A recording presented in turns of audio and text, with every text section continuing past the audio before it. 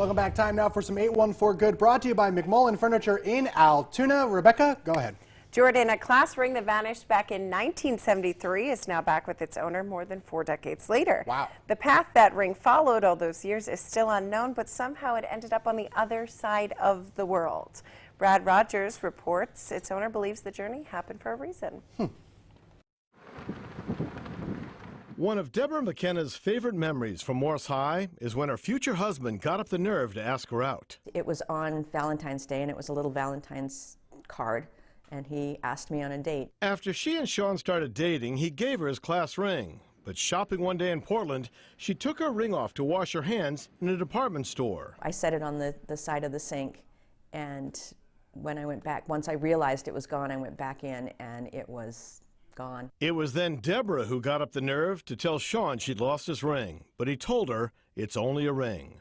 They eventually married and had 3 children. Sean passed away 3 years ago, and after all these years, she assumed she'd never see the ring again. Your jaw must have dropped when you found out about this. Oh my gosh, I pretty much my phone blew up. Sean's classmates called, told her they thought his class ring was found with his engraved initials, and asked if he'd lost it. And I told them the story, and I said, this is unbelievable. Are you sure there's no one else in the class that has his initials? There wasn't. Somehow, the ring she lost in Portland ended up buried in 8 inches of dirt in a wooded park in the small town of Karina, Finland.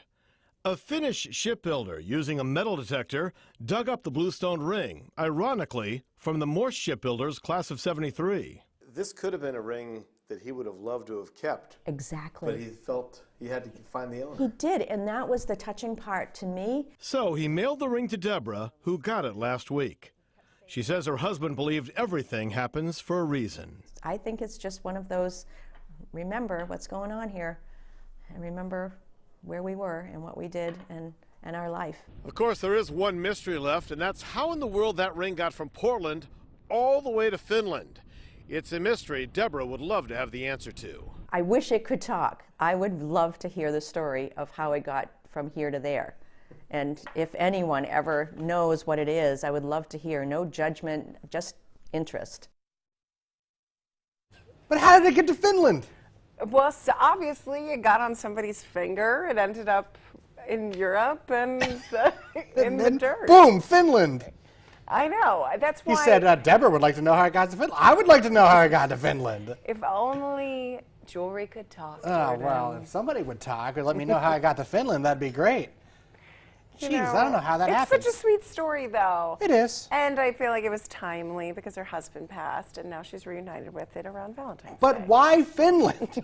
Folks, that's going to bother me for a while. Thank you so much for watching today. Thanks to Chef Terry for coming in and making that delicious meal. That was fantastic. Tomorrow, we have Becca's Baked Goods on the show, and Joe is live with more from the PA Adventure RV Expo.